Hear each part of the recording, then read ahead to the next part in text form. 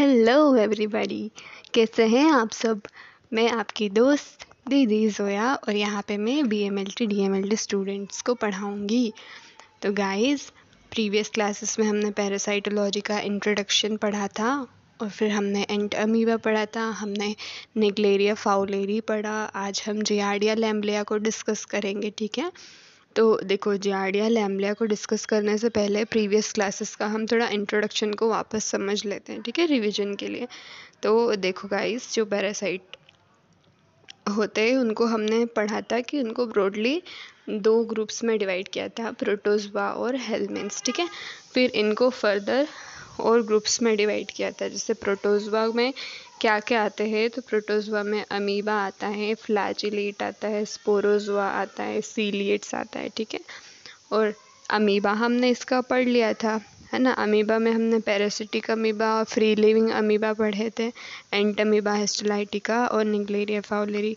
आज हम फ्लैजिलेट्स शुरू करेंगे, ठीक है। तो फ्लैजिलेट्स में भी इनके हैबिटेट के बेसिस पे इनको 3 ग्रुप्स में डिवाइड किया है, इंटेस्टाइनल फ्लैजिलेट्स, जेनाइटल फ्लैजिलेट्स और हीमोफ्लैजिलेट्स, ठीक है। इंटेस्टाइनल फ्लैजिलेट्स है, ये इंटेस्टाइनल फ्लैजिलेट्स इनके नाम से ही समझ में आ रहा है बेटा कि ये इंटेस्टाइन में हैबिटेट करते हैं, ठीक है। जेनाइटल वाले जो होते हैं वो जेनाइटल एरियाज़ में हैबिटेट करते हैं और हीमोफ्लैजिलेट्स ब्लड में हैबिटेट करते हैं, ठीक है, ब्लड में रहते हैं। तो इंटेस्टाइनल वाले जो होते हैं वो जियार्डिया लैम्ब्लिया होते हैं, जिसको हम आज डिस्कस करेंगे, ठीक है। जेनाइटल में ट्राइकोमोनास वैजाइनलीज आता है और हीमोफ्लैजिलेट में लिश्वानिया डोनोवानी और ट्रिपेनासोम की, बस्की और क्रूजी स्पेसिस को हम, ठीक है। तो फर्दर इनको आगे क्लासेस में डिस्कस करेंगे, लेकिन आज हम जियार्डिया लैम्ब्लिया को करेंगे, ठीक है। तो चलो गाइस, जियार्डिया लैम्ब्लिया को हम शुरू करते हैं, ठीक है। जियार्डिया लैम्ब्लिया, अरे मैम कैसे कैसे नाम है यार इनके, क्या करे बेटा, ऐसे ही नाम है इनके। इनके नाम से ही आधा तो डर हमें बैठ जाता है ना कि अरे भाई क्या नाम है, कैसे पढ़ेंगे। देखो, ये सब हमारे दिल का ना एक वहम होता है कि अरे इनके तो नाम ही ऐसे हैं, इनको याद कैसे करें। एक बार समझ के पढ़ोगे ना आप तो बहुत इजीली समझ में आ जाएंगे। मैं पढ़ा रही हूँ ना, मैं बहुत आसान भाषा में आपको समझाने की कोशिश करूँगी एंड आई होप आपको समझ में आए, ठीक है। और अगर कुछ भी डाउट आए तो आप कमेंट में ज़रूर लिख के बताना आपका डाउट, तो मैं उसको और अच्छे तरीके से फिर एक्सप्लेन करूँगी, ठीक है। तो चलो हम डिस्कस कर लेते हैं। तो ठीक है, इसके इंट्रोडक्शन को पढ़ते हैं, ठीक है। तो देखो, सबसे पहले तो कॉमन देख लेते हैं। तो Giardia lamblia also called as Giardia intestinalis और जियार्डिया ड्यूडेनालिस। अब देखो, इनके नाम से ही समझ में आ रहा है कि ये इंटेस्टाइन में रहते हैं और कहाँ पर, ड्यूडेनम में रहते हैं। देखो इंटेस्टाइन में, देखो स्मॉल इंटेस्टाइन भी आती है और लार्ज इंटेस्टाइन भी आती है ना। तो ये ड्यूडेनम दिख रहा है हमें, तो ये ड्यूडेनम के कहाँ पर होता है, स्मॉल इंटेस्टाइन में। देखो, स्मॉल इंटेस्टाइन फर्दर 3 पार्ट्स में डिवाइडेड होती है, ड्यूडेनम, जेजुनम और इलियम, ठीक है। तो ये जो हमारा जियार्डिया लैम्ब्लिया पैरासाइट है, ये इंटेस्टाइन के जो ड्यूडेनम पार्ट होता है ना वहाँ पे पाया जाता है, और जो जेजुनम का फर्स्ट पार्ट होता है, अपर वाला पार्ट होता है वहाँ पे, ठीक है, वहाँ पे भी होता है। तो ये देखो, तो Giardia lamblia also called Giardia intestinalis or Giardia duodenalis is a flagellated protozoa parasite that infect the small intestine of humans and animals causing a disease called giardiasis, ठीक है। तो ये जो पैरासाइट है ना, ये हमारे जो इंटेस्टाइन में होते हैं, स्मॉल इंटेस्टाइन में, और कौन से डिजीज़ कॉज करते हैं, ये जियार्डियासिस कॉज करते हैं, ओके। इनको देखो, जियार्डिया लैम्ब्लिया को जियार्डिया इंटेस्टाइनलिस भी बोलते हैं, ड्यूडेनलिस भी बोलते हैं, ठीक है। और ये इंटेस्टाइन में हैबिटेट करते हैं और जियार्डियासिस कॉज करते हैं। ये क्या होते हैं, ये फ्लैजिलेट्स होते हैं, ठीक है। The flagellate was first observed in Dutch by Dutch scientist के द्वारा इसको पहली बार ऑब्जर्व किया गया था, ठीक है। वो कौन से थे वो साइंटिस्ट, वो थे एंटोनी वैन ल्यूवेनहुक। कब किया गया था, इन 1681। कहाँ पर, इन हिज ओन स्टूल। तो देखो, एंटोनी वैन ल्यूवेनहुक सर ने 1681 में उनके खुद के स्टूल में इस पैरासाइट को ऑब्जर्व किया था। अब मैम एंटोनी वैन ल्यूवेनहुक ने अगर इसको ऑब्जर्व किया तो इसका नाम जियार्डिया लैम्ब्लिया कैसे होगा, है ना, क्योंकि बेसिकली हम क्या देखते हैं कि जो पैरासाइट्स है उनके नाम साइंटिस्ट के नाम पे होते हैं, तो ऑब्जर्व तो एंटोनी वैन ल्यूवेनहुक ने किया, तो इसका नाम जियार्डिया लैम्ब्लिया कैसे पड़ा। तो देखो ऑब्जर्व तो एंटोनी वैन ल्यूवेनहुक ने करा, लेकिन जो प्रोफेसर जियार्ड थे और प्रोफेसर लेम्बला थे उन्होंने फर्दर इसको डिटेल्ड में डिस्क्राइब किया, है ना, इनकी मॉर्फोलॉजी और बेसिकली जो जो भी चीज़ें थी वो इन्होंने ही डिस्क्रिप्शन करी, इसलिए इन दोनों के नाम के वजह से इसका नाम जियार्डिया लैम्ब्लिया पड़ा। ठीक है, पढ़ा नहीं पड़ा। ओके, मेरे वोकैबुलरी पे मत जाना, बहुत गंदी है। तो चलो अब टॉक्सोनॉमिकल क्लासिफिकेशन पे आ जाते हैं, इसका टॉक्सोनॉमिकल क्लासिफिकेशन पढ़ लेते हैं। तो देखो किंगडम इसका प्रोटिस्टा होता है, फाइलम सार्कोमेस्टिकोफोरा होता है, क्लास ज़ूमेस्टिकोफोरा होता है, ऑर्डर इसका डिप्लोमोनेडिडा होता है, जीनस जियार्डिया होती है और स्पीसीज लेम्ब्लिया होती है। ओके गाइस, तो अब हम इसकी मॉर्फोलॉजी को पढ़ लेते हैं। तो देखो इसकी मॉर्फोलॉजी 2 फॉर्म्स में डिवाइड होती है। ठीक है, एक तो होता है ये ट्रोफोजॉइड फॉर्म में और एक ये होता है सिस्ट फॉर्म में। देखो बेसिकली ये एक ही पैरासाइट है। स्टूडेंट्स अक्सर इस चीज़ में कंफ्यूज हो जाते हैं कि ये अलग अलग चीज़ होती है, नहीं ये एक ही पैरासाइट है। लेकिन देखो ये ट्रोफोजॉइड में भी रहेगा और जब इसके सामने कोई अनफेवरेबल कंडीशन आए, जैसे कि कोई ऐसा इन्वायरमेंट आ गया जिसमें ये ज़िंदा नहीं रह सकता, तो ये अपने आप को ना सिस्ट में कन्वर्ट कर लेगा। ठीक है, रहेगा ये एक ही, लेकिन ये बस अपने फॉर्म्स बदलता रहेगा, ट्रांसफॉर्म होता रहेगा ये। ठीक है, जैसे गिरगिट को हम बोलते हैं कि अरे ये गिरगिट कैसा रंग बदलता है, तो वो जैसा ही उसके सामने सिचुएशन आती है उस हिसाब से अपना रंग बदल देता है। इसका मतलब ये तो नहीं ना कि वो अलग अलग गिरगिट हो गए, वो एक ही गिरगिट रहता है। तो ये भी जियार्डिया लैम्ब्लिया ही होता है पैरासाइट, लेकिन ये अपने फॉर्म्स को बस इन्वायरमेंटल कंडीशंस के अकॉर्डिंग चेंज करता है ना। तो इसके सिर्फ 2 फॉर्म्स होते हैं, ट्रोफोजॉइड फॉर्म होता है और सिस्ट फॉर्म होता है। देखो जो ट्रोफोजॉइड होता है ना, उसका ये ऊपर जो ये डोर्सल वाला व्यू है, पीछे की तरफ से हम जब देखेंगे तो ऐसा दिखेगा, और जब आगे की तरफ से देखेंगे मुंह वाले साइड से तो ये इस तरह से दिखेगा। तो इसका डोर्सल व्यू को हम समझते हैं, तो डोर्सल व्यू में जो एंटीरियर पार्ट रहेगा ना वो ऐसा राउंडेड रहेगा, और जो पोस्टीरियर पार्ट रहेगा वो ऐसा पॉइंटेड रहेगा। ठीक है, इसमें देखो 2 न्यूक्लियाई रहेंगे, ऐसे और ऐसे जो दिख रहे हैं ना, ये 2 न्यूक्लियाई रहेंगे, मतलब ये एक पेयर ऑफ न्यूक्लियाई रहेगा। ठीक है, ये ऐसे देखो ये 4 पेयर ऑफ फ्लैजिला निकलेंगे, 2 फ्लैजिला दिख रहा है ना, ये 2 फ्लैजिला, ये 2 फ्लैजिला, ये 2 फ्लैजिला, ये 2 फ्लैजिला, मतलब कितने 8 फ्लैजिला है इसमें। अब ये फ्लैजिला और ये देखो ये जो है ना ये एक्सोस्टाइल है। ठीक है, ये सेंटर में से जो जा रहा है इसको एक्सोस्टाइल बोलेंगे, और एक्सोस्टाइल पे ये ऐसा सर्कल दिख रहा है 2, ये क्या होगा, ये पैरावेसल बॉडी होगी। और इसके ऊपर फिर ये देखो ये जो दिख रहा है हमें, ये ना ये गोल चांद जैसा पार्ट सकिंग डिस्क रहेगा। ये सकिंग डिस्क नाम से ही हमें समझ में आ रहा है कि ये सकिंग डिस्क मतलब सक करना। तो ये वाला जो पार्ट है ना, यही हमारे इंटेस्टाइन के ड्यूडेनम में म्यूकोजल लाइनिंग में जाके चिपक जाएगा और वहाँ से न्यूट्रिएंट्स को सक करेगा। ठीक है, तो फिर ये जो सकिंग डिस्क के ऊपर ऐसे सेगमेंट्स निकल रहे हैं, 4 सेगमेंट्स रहते हैं ना, इन्हें हम ब्लीफेरोब्लास्ट बोलते हैं। क्या बोलते हैं बेटा, ब्लीफेरोप्लास्ट। ये ब्लीफेरोप्लास्ट से ही हमारे जो है फ्लैजिला अराइज होते हैं ना, फ्लैजिला यहीं से निकलते हैं। ठीक है, तो आई होप आपको ये इसका ट्रोफोजॉइड का ये स्ट्रक्चर समझ आएगा, और हमारे कुत्ते की आवाज़ को थोड़ी सी अवॉइड करना। ठीक है, बंद ही नहीं हो रहा उसका चिल्लाना, ये और ज़ोर से चिल्लाऊंगा मैं, और ज़ोर से चिल्लाऊंगा, और ज़ोर से चिल्लाऊंगा। चुप हो जा भाई, अरे क्या करूँ मैं इसका। चलो सॉरी गाइस, आप अवॉइड ही करना है इसको, इससे ज़्यादा तो मैं कुछ कर नहीं सकती। देखो ये इसका पीछे का डॉर्सल वाला व्यू हमने समझ लिया, अब हम इसका वेंट्रल व्यू जो आगे वाला व्यू है वो देखेंगे। तो देखो वो ऐसा कुछ रहेगा, ये सकिंग डिस्क है बेटा, ये देखो 4 पेयर ऑफ फ्लैजिला निकल रहा है, 8 फ्लैजिला। ठीक है, ये पढ़ लिया। अब सिस्ट को देख लेते हैं इसकी। तो देखो सिस्ट जब ट्रोफोजोइट अनफेवरेबल कंडीशन में आएगा, है ना, जिसमें कि वो ज़िंदा नहीं रह सकेगा, तो वो अपने ऊपर एक सिस्ट की वॉल बना लेता है, वो अपने आप को सिस्ट में कन्वर्ट कर लेता है। अब सिस्ट कैसा होता है, सिस्ट रेजिस्टेंट फॉर्म रहता है, वो एक्सटर्नल इन्वायरमेंट को झेल सकता है, वो मरेगा नहीं, तो वो सिस्ट बना देता है ट्रोफोजोइट अपने आप को।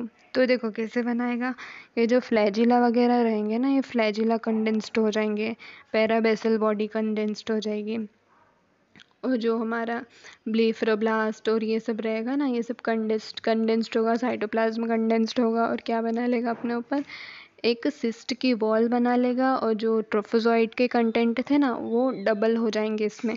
जैसे इसमें देखो दो न्यूक्लियाई थे ट्रोफोजोइट में, इसमें कितने हो गए, 4 न्यूक्लियाई हो गए। इसका एक्सोनिम बन गया ये कंडेंस्ड होके, है ना, और ये सिस्ट वॉल बन गई, ठीक है। और ये इसमें कितने डबल हो गए, जो पैराबेसल बॉडी थी उसमें 2 थी, इसमें 4 हो गई, ठीक है। अब इनको पढ़ लेते हैं थोड़ा सा। देखो बेटा क्या बोल रहा है, शेप टेनिस रैकेट पियर शेप, टेनिस रैकेट आता है ना, जैसे टेनिस खेलते हैं उसके जैसा इसका शेप रहेगा। इंटीरियर इसका राउंडेड रहेगा, हमने पढ़ा था, पोस्टीरियर पॉइंटेड रहेगा, लेंथ इसकी 10 से 20 माइक्रोमीटर रहेगी, विद इसकी 5 से 15 माइक्रोमीटर रहेगी। डॉर्सल इसका कॉन्वेक्स रहेगा, dorsal surface, ventral surface concave रहेगा। और देखो कॉनकेव, ये देखो बताती हूँ मैं आपको, ये यहाँ देखो, यहाँ देखो ये कैसा, ये डोर्सल सरफेस इसका कैसा है, कॉनकेव दिख रहा है ना, और ये वेंट्रल सरफेस इसका कैसा दिख रहा है, सॉरी वेंट्रल सरफेस कैसा दिख रहा है, कॉनकेव, और डोर्सल कैसा दिख रहा है, कॉन्वेक्स, ठीक है। लेंसेस पढ़े होंगे हमने, उसमें बताता है कॉनकेव मतलब गुफा जैसा दिखता है, ठीक है, कॉनकेव दिख रहा है।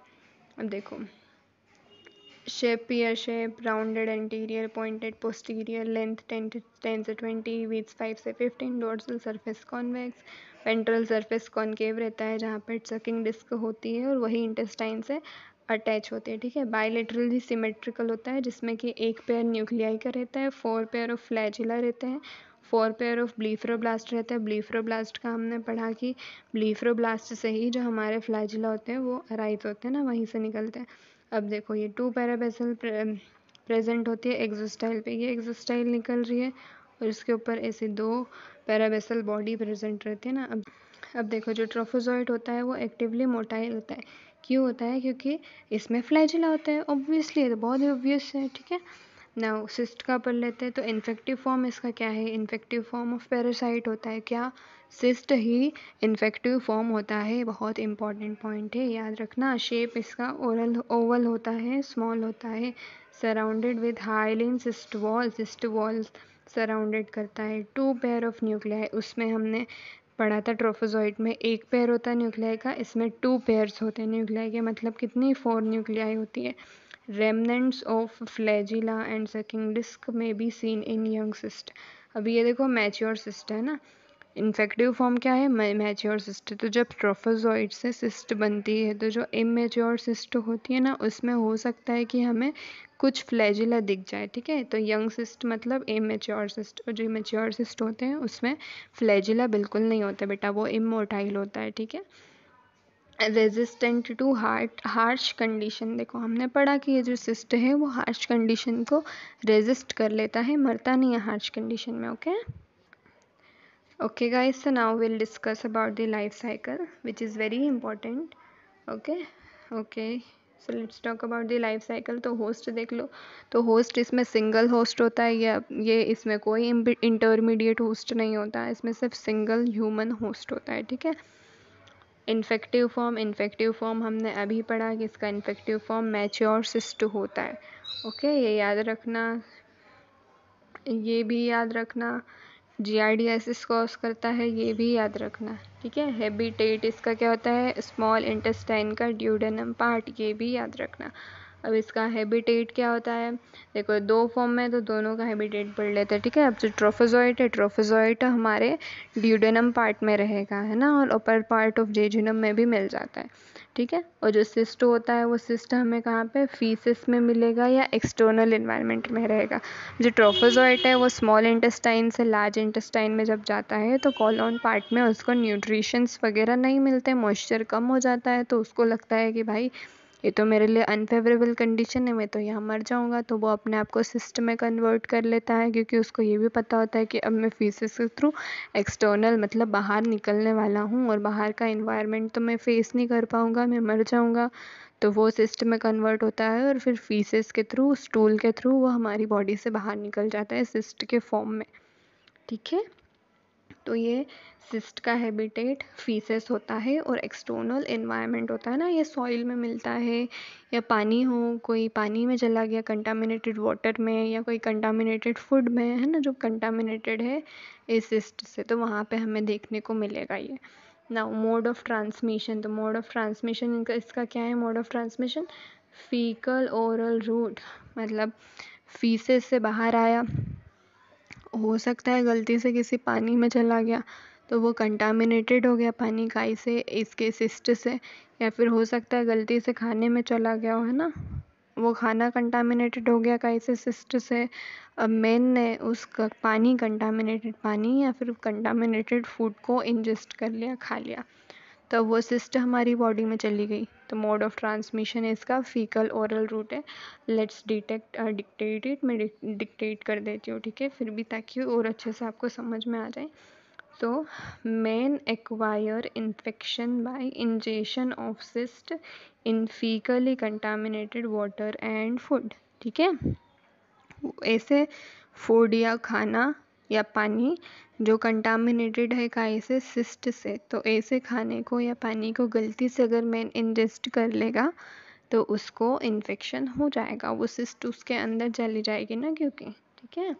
इसका देखो, ये childrens are commonly affected, childrens जो होते हैं ना वो मोस्टली अफेक्टेड होते हैं। Okay, now 10 cyst is sufficient to cause infection in men। देखो भैया, सिर्फ 100 से लेकर 10 से लेकर 100 से सफिशेंट होती है बेटा कॉज करने में। मैम अब 10 सिस्ट कैसे आ गई? अभी तो हम सिर्फ एक ही सिस्ट के बारे में पढ़ रहे हैं। तो देखो मेरे प्यारे प्यारे बच्चों, हमने जो ट्रोफोजोइट्स वगैरह होते हैं ना, वो अपने आप को मल्टीप्लाई करते हैं, मल्टीप्लिकेशन होता है उनका इंटेस्टाइन में। तो बहुत सारे पैरासाइट्स होते हैं, बहुत सारे सिस्टम में कन्वर्ट होते हैं, लेकिन हम सिर्फ सिंगल सिस्ट को इसलिए पढ़ते हैं ताकि कन्फ्यूजन क्रिएट ना हो आपको। ठीक है, okay.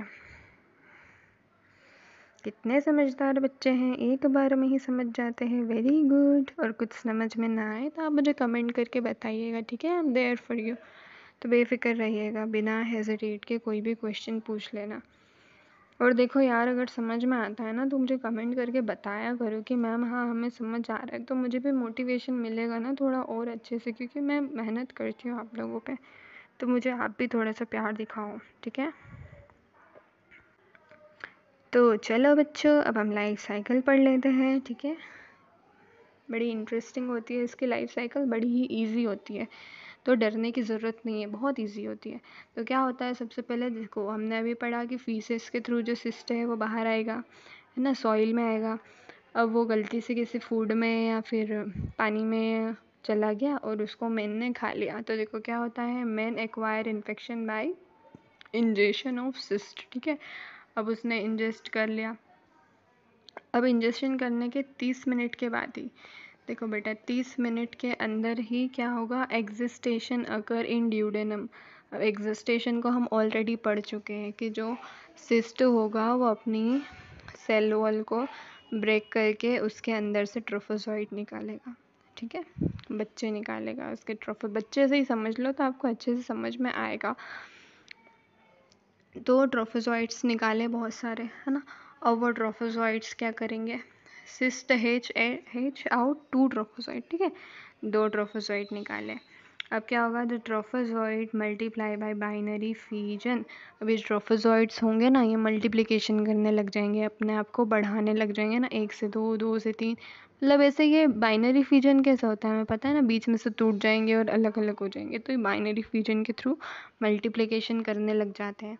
Now by sucking disc trophozoite attached to epithelial lining of mucosa। ठीक है, अब ये अपनी सकिंग डिस्क के थ्रू ड्यूडेनम वाले पार्ट से अटैच हो जाएंगे, चिपक जाएंगे म्यूकोजल लाइनिंग से, है ना। नाउ फिर एंसिस्टेशन आएगा। एंसिस्टेशन अकर एट अनफेवरेबल कंडीशन। अब देखो ये चिपक गए हैं एपिथेलियल लाइनिंग में, है ना। अब क्या होगा, इन्होंने सारा न्यूट्रिशन वगैरह सारा कुछ ले लिया है हमारे, जितना इनको चाहिए था। अब फीसेस के थ्रू देखो, जैसे ये कॉलोन में जाएंगे, स्मॉल इंटेस्टाइन से लार्ज इंटेस्टाइन में जैसे ही गए, कॉलोन वाले रीजन में गए, तो कॉलोन वाले रीजन में क्या होता है, न्यूट्रिशंस इतना नहीं रहता है ना, और मॉइस्चर, इन्वायरमेंट का मॉइस्चर भी लूज़ हो जाता है, नहीं रहता वहाँ मॉइस्चर।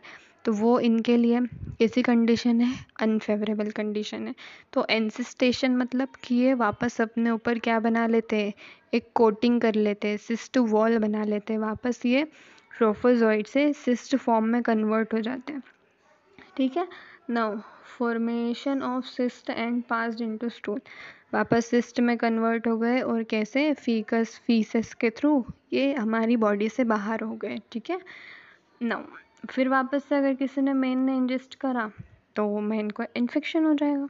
ओके, एक बार फिर से पढ़ लेते हैं लाइफ साइकिल। तो बेटा क्या होता है लाइफ साइकिल में, किसी मेन ने कंटामिनेटेड फूड या पानी में कोई सिस्ट जो कंटामिनेटेड थे उसको खा लिया, 30 मिनट के बाद ही क्या होता है, वो सिस्ट स्टमक में जाती है, और स्टमक से इंटेस्टाइन में जाती है, और वहाँ पे एग्जिस्टेशन होता है ना, जो सिस्ट वॉल टूटती है और उससे ट्रोफोजॉइट रिलीज होते हैं।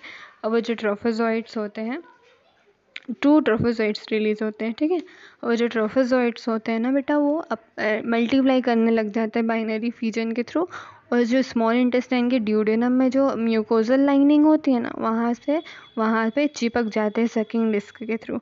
अब क्या होता है फीसेस के थ्रू, फिर देखो ये यहाँ पे इतना हुआ, फिर ये लोग जाते हैं आगे कहाँ पे, स्मॉल इंटेस्टाइन से लार्ज इंटेस्टाइन में, लार्ज इंटेस्टाइन के सीकम के बाद कॉलोन वाला रीजन आता है। ठीक है, वहाँ पे ये लोग जाते हैं ना, तो वहाँ ये समझ जाते हैं कि भाई अब को हमें बॉडी से बाहर निकलना है, और बॉडी से बाहर हम जीवित नहीं रह सकते, है ना। और जो कॉलोन वाला पार्ट है ना, वहाँ पर ही देखो न्यूट्रिशंस नहीं रहते बेटा, मॉइस्चर लूज़ हो जाता है, तो ये अपने आप को ना सिस्ट में कन्वर्ट कर लेते हैं, तो इसे एंसिस्टेशन कहते हैं। ट्रोफोजॉइड से सिस्ट में कन्वर्ट होने वाली प्रोसेस को एंसिस्टेशन कहते हैं।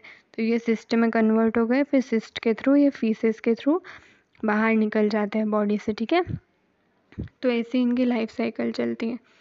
अब देखो पैथोजेनेसिटी एंड क्लिनिकल फीचर पढ़ लेते हैं कि ये क्या कॉज करता है ना, कैसी पैथोजेनेसिटी कॉज करता है, और सिम्टम्स क्या क्या दिखाता है। ठीक है, तो ये पढ़ लेते हैं। तो देखो डिजीज़ कौन सी होगी, giardiasis कॉज करेगा ये, है ना। इंक्यूबेशन पीरियड इसका कितना रहेगा, 1 से 3 वीक्स तक का रहेगा। इंक्यूबेशन पीरियड को भी हमने लास्ट क्लास में डिस्कस किया था, मैं फिर से बता देती हूँ। तो बेटा देखो जब पैरासाइट हमारी बॉडी में एंटर करता है ना, तब से लगा करके जब हमें सिम्टम्स शो होने लग जाते हैं ना, उस टाइम तक को हम इंक्यूबेशन पीरियड कहते हैं। ठीक है, now let's discuss about it. It does not invade the tissue but attached tightly to the intestinal mucosa with sucking disc and may cause duodenal and jejunal irritation leading to duodenitis and jejunitis। देखो ये जो giardia lamblia का parasite होता है ना, ये tissue को invade नहीं करता। जैसे हमने एंट अमीबा हिस्टोलाइटिका और न्यूक्लेरिया फाउलेरी का क्या पढ़ा था कि जो इनके ट्रोफोजोइट होते हैं वो इंटेस्टाइन की लाइनिंग को भी इन्वेड करके दूसरे ऑर्गन्स तक भी चले जाते हैं, और वहाँ पे इन्फेक्शन कॉज करते हैं ना, वहाँ पर पैथोजेनेसिटी कॉज करते हैं। और जो निग्लेरिया फाउलेरी होता है वो ब्रेन टिश्यू में जाके इन्वेड करके वहाँ पे पैथोजेनेसिटी कॉज करता है। ठीक है, तो वैसा ये जियार्डिया लैम्ब्लिया नहीं करता। जियार्डिया लैम्ब्लिया सिर्फ ड्यूडेनम में जाके चिपक जाता है और न्यूट्रिएंट्स को सक करता है। ठीक है, ये कोई भी इसके अलावा कोई भी पैथोजेनेसिटी ज़्यादा, इससे ज़्यादा कोई पैथोजेनेसिटी कॉज नहीं करता। मोस्टली तो देखा जाए तो जियार्डिया लैम्ब्लिया इतना भी नहीं करता। देखो मोस्टली केसेस में क्या होता है, सिस्ट को हमने अगर गलती से खा भी लिया ना, तब भी वो मतलब पीसेस के थ्रू ऐसे ही बेचारी निकल जाती है। कुछ मतलब ऐसा सकिंग वकिंग कुछ नहीं, न्यूट्रिशन भी नहीं लेती, बट कुछ केसेस में क्या होता है चिपक जाती है लाइनिंग में और न्यूट्रिशंस वगैरह लेने लग जाती है, ठीक है। और इसकी वजह से क्या होता है इरिटेशन हमें होती है ना। ड्यूडेनम में होती है, अपर पार्ट ऑफ जेजुनम में होती है, तो ड्यूडेनाइटिस और जेजुनाइटिस भी हो सकता है, ठीक है।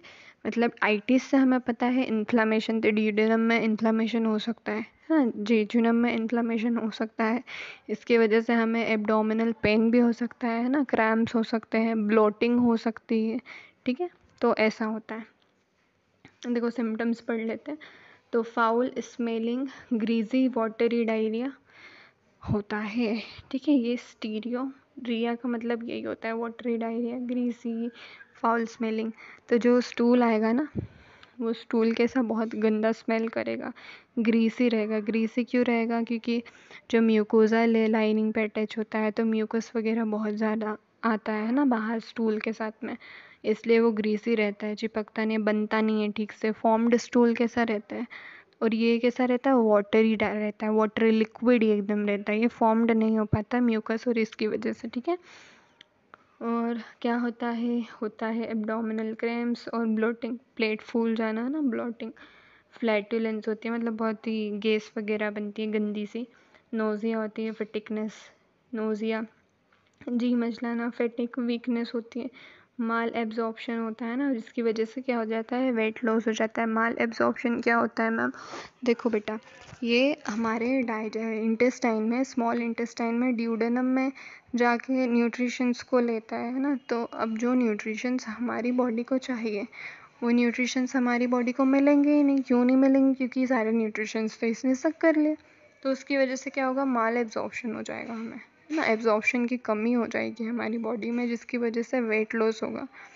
देखो मैं अच्छे से समझाती हूँ। जो हमारा इंटेस्टाइन होता है, स्मॉल इंटेस्टाइन, उसके जो इलियम वाला पार्ट होता है ना, थर्ड पार्ट, देखो फर्स्ट पार्ट कौन सा होता है ड्यूडेनम, फिर जेजुनम, फिर इलियम। तो स्मॉल इंटेस्टाइन का जो इलियम वाला पार्ट होता है वहाँ पे सारे न्यूट्रिएंट्स का एब्जॉर्प्शन होता है ना। तो वहाँ तक तो आ ही नहीं पाता ना है ना, न्यूट्रिशन वहाँ तक आ ही नहीं पाते। स्मॉल इंटेस्टाइन के जो फर्स्ट वाला पार्ट है ड्यूडेनम, जहाँ पे डाइजेशन होता है कार्बोहाइड्रेट्स, प्रोटीन्स इनका, तो वो डाइजेशन वाले पार्ट में ही क्या होता है ये चला जाता है ट्रोफोजॉइट, और वहाँ से सारे न्यूट्रिएंट्स सक कर लेता है।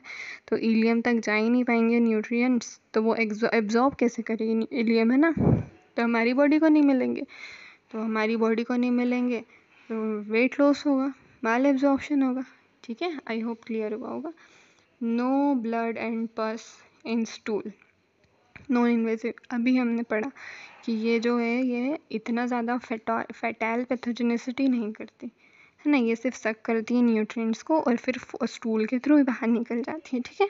इससे ज़्यादा कुछ हमारा नहीं बिगाड़ सकता है, इससे ज़्यादा कुछ भी नहीं बिगाड़ सकता है। सिर्फ हमें डायरिया हो जाएगा, वाटरी डायरिया, ब्लोटिंग हो सकती है, और जो हमने पढ़ा भी सिर्फ वही होगा, इससे ज़्यादा ही हमारा कुछ नहीं बिगाड़ सकता। ओके चलो चलो बच्चों चलो, अब लैब डायग्नोसिस पढ़ लो बेटा, पढ़ लो जल्दी से, पढ़ोगे लिखोगे तो नवाब बनोगे नवाब।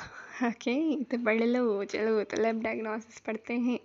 लैब डायग्नोसिस में हम स्टूल एग्जामिनेशन करेंगे, ठीक है। स्टूल एग्जामिनेशन, अरे मैम आप हमें क्या पागल समझते हो, हमें भी पता है वो तो स्टूल एग्जामिनेशन ही करेंगे। अब इंटेस्टाइन में जा रहा है वो, फीसेस के थ्रू बाहर निकल रहा है, तो ऑब्वियसली स्टूल का ही एग्जामिनेशन करेंगे ना मैम। क्या मैम आप, हाँ बेटा मुझे पता है कि वो स्टूल का ही एग्जामिनेशन करेंगे, ठीक है। देखो फॉर्म्ड स्टूल जो एकदम प्रॉपर, जैसे आप सुबह सुबह जाते हो और जैसे आपकी तबीयत अच्छी हो, जैसे स्टूल आपको होती है ना, उसको फॉर्म्ड स्टूल बोलते हैं। और जब आपका पेट ख़राब हो गया और कैसे लिक्विडी स्टूल जब होती है ना, उसको डायरियल स्टूल बोलते हैं, ठीक है।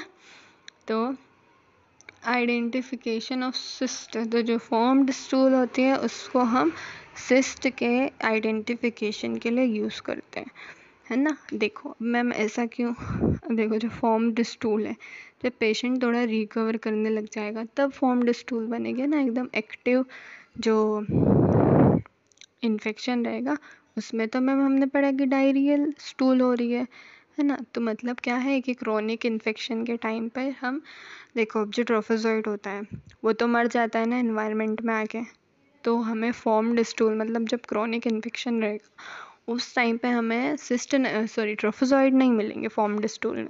इसलिए हम क्या फॉर्म्ड स्टूल को सिर्फ सिस्ट के एग्जामिनेशन के लिए डिमॉन्स्ट्रेट करते हैं, ठीक है। और जो डायरियल स्टूल है ना, उसमें बेटा सिस्ट भी दिख जाएंगे और ट्रोफोजॉइड्स भी दिख जाएंगे, ठीक है। एक्टिव इन्फेक्शन है क्योंकि वो। अब देखो, उससे पहले हम सबसे पहले मैक्रोस्कोपिकली एग्जामिन करेंगे। तो देखो, मैक्रोस्कोपिकली जब हम स्टूल को देखेंगे तो उसका ऑर्डर सबसे पहले स्मेल देखेंगे, है ना। तो बहुत ही गंदी सी स्मेल आएगी बेटा, ऑफेंसिव स्मेल। पेल कलर की रहेगी, वॉल्यूमिनस रहेगी ना, बल्कि रहेगी, एकदम ज़्यादा रहेगी। Contains large amount of mucus and fat but not blood. अभी हमने देखा कि ये म्यूकस को लाइनिंग पे जाके, म्यूकोजा लाइनिंग में जाके सक करती है सकिंग डिस्क के थ्रू, तो म्यूकस बहुत सारा आ जाएगा, ठीक है। बट ये कोई और फर्दर डिस्ट्रक्शन नहीं करती, जैसे टिश्यू को इन्वेड नहीं करेगी तो ब्लड नहीं आएगा, ठीक है। ठीक है मैम। अब माइक्रोस्कोपिकली बेटा देख लेते हैं। तो माइक्रोस्कोपिकली वेट माउंट करते हैं हम और आयोडीन स्टेन करते हैं। देखो, टू वेट माउंट का पढ़ते हैं। To demonstrate trophozoite motility, leaf like motility, ये इंपॉर्टेंट है ना। ट्रोफोजॉइट के मोटिलिटी को पता लगाने के लिए हम वेट माउंट करते हैं। वेट माउंट मैम क्या होता है? देखो, वेट माउंट में कुछ नहीं करते, सलाइन सॉल्यूशन का यूज़ करते हैं। देखो, एक हमने स्लाइड ली, क्लीन स्लाइड ली, ठीक है, स्टेराइल स्लाइड ली, उसके ऊपर हमने एक ड्रॉप सलाइन सॉल्यूशन डाल दिया, है ना। उसके ऊपर हमने एप्लीकेटर स्टिक से थोड़ा सा स्टूल का सैंपल मिक्स कर दिया उसके साथ, और फिर उसको कवर स्लिप से कवर करके माइक्रोस्कोप में एग्जामिन कर लिया। तो जब हम माइक्रोस्कोप में एग्जामिन करेंगे ना, तो हमें ट्रोफोजॉइड दिखेंगे। कैसे? लीफ लाइक मोटिलिटी, पत्ती के आकार में वो मूवमेंट करते हुए हमको दिखेंगे, ठीक है। अब आते हैं आयोडीन स्टेन पे। तो आयोडीन स्टेन में ना हम क्या करते हैं, उस आयोडीन स्टेन क्या करता है, उस ट्रोफोजॉइड को किल कर देता है।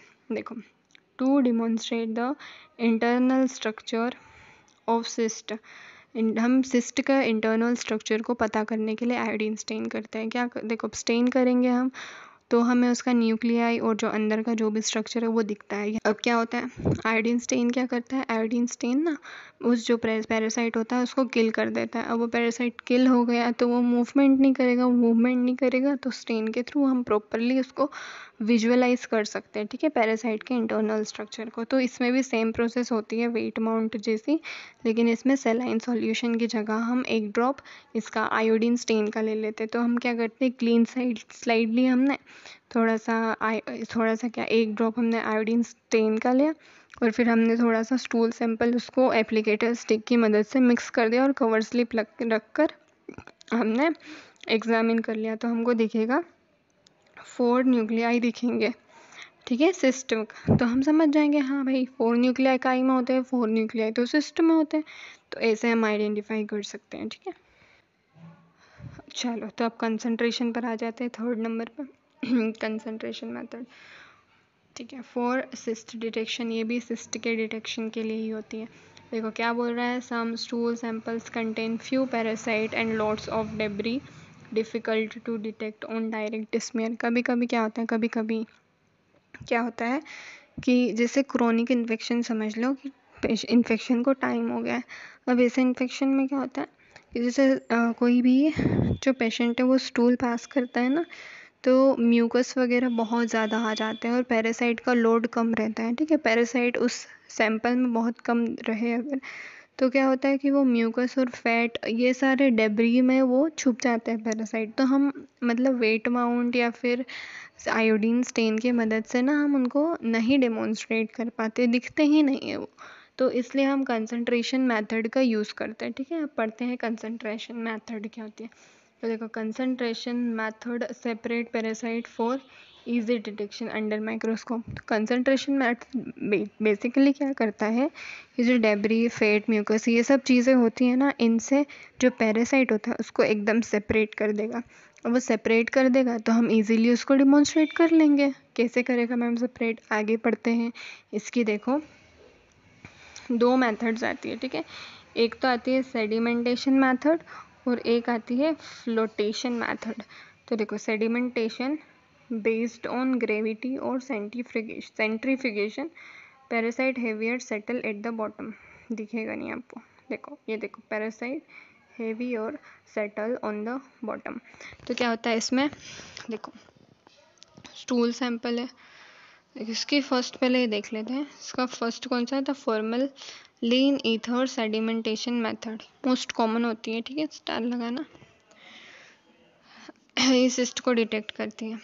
तो क्या होता है कि फॉर्मलिन है ना, नाम से ही समझ में आ रहा है। तो क्या होता है, सिस्ट का सैंपल लिया हमने, उस सिस्ट को ना हमने फॉर्मलिन सॉल्यूशन में डाला, उसको निकाला, फिर सलाइन सॉल्यूशन में उसको डाल के हमने सेंट्रीफ्यूज कर लिया।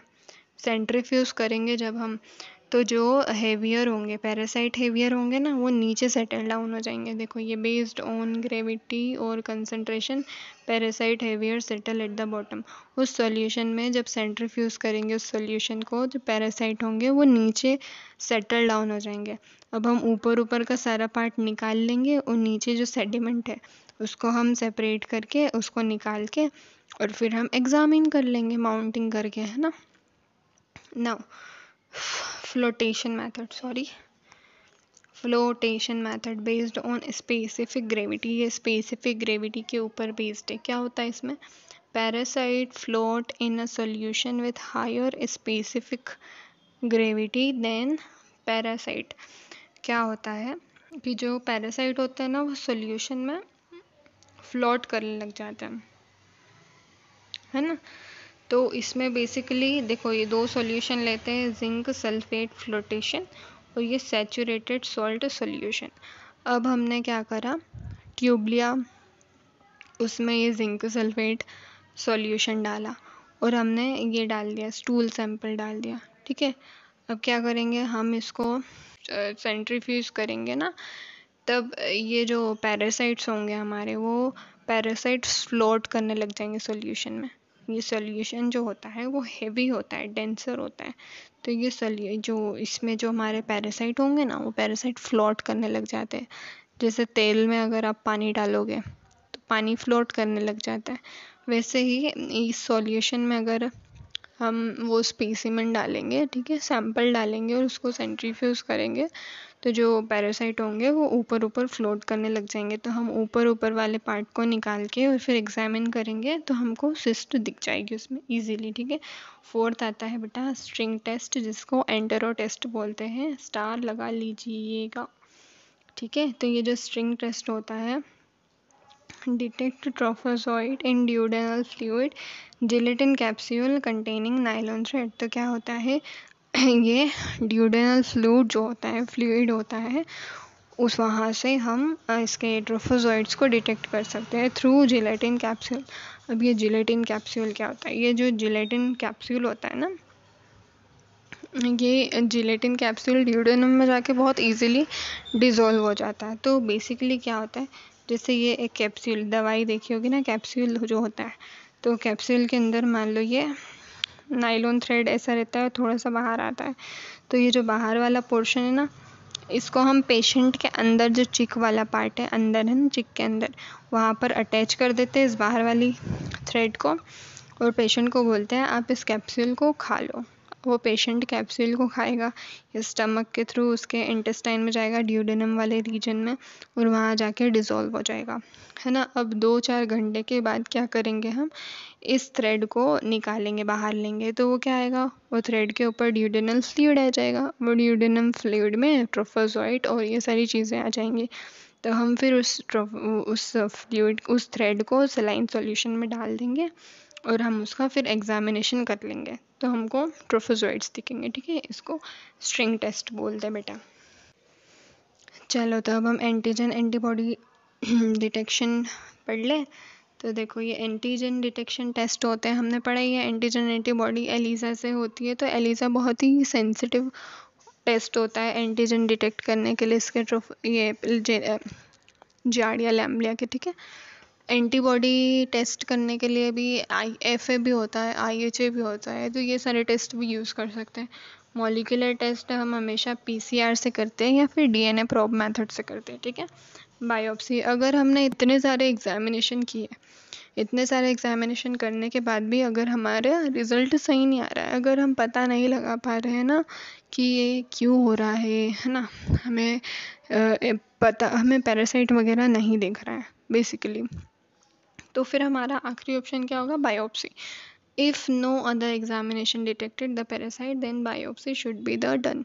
तो क्या करते हैं बायोप्सी में? हमें पता ही है, हिस्टोलॉजी में हमने पढ़ा है कि जो भी स्पेसिमेन लेंगे और फिर उसको हिस्टोलॉजिकली हम माइक्रोस्कोप में देखेंगे ना, सेक्शन कटिंग होती है, माइक्रोस्कोपी हो, स्टेनिंग होती है, माइक्रोस्कोपी होती है, तो इस मेथड से फिर हम देखते हैं। ठीक है, हमारा लेक्चर हो गया। अब जल्दी जल्दी से मुझे ये 3 क्वेश्चन मैं पूछ रही हूँ, इनके आप आंसर कमेंट करके बता दो। सबसे पहले मुझे ये बता दो कि जियार्डिया लैम्ब्लिया कैसा पैरासाइट है, कैसा प्रोटोजोआ है। ठीक है, दूसरा ये बता दो कि ये जियार्डिया लैम्ब्लिया का इन्फेक्टिव फॉर्म कौन सा है। तीसरा ये बता दो कि जियार्डिया लैम्ब्लिया कौन से डिजीज़ कॉज करता है और इसका हैबिटेट बता दो मुझे। ठीक है, ये सारे क्वेश्चंस के आप जवाब दे दो मुझे। ठीक है, इसमें कमेंट बॉक्स में। और अगर आपको वीडियो मेरी पसंद आई हो तो वीडियो को लाइक ज़रूर करना, चैनल को सब्सक्राइब करना बिल्कुल मत भूलना और बेल आइकन को हिट कर देना ताकि न्यू अपडेट्स आपके पास आती रहे। ठीक है, और कमेंट करना भी मत भूलिएगा और वीडियो को शेयर कर दीजिएगा अपने दोस्तों को ताकि उनके लिए भी हेल्पफुल रहे, अगर आपको हेल्पफुल लगे तो। ठीक है, तो मिलते हैं हम अगली क्लास के साथ। तब तक खुश रहिए, स्वस्थ रहिए, हंसते खेलते रहिए और पढ़ते भी रहिए और सब करिए। ठीक है, बाय बाय।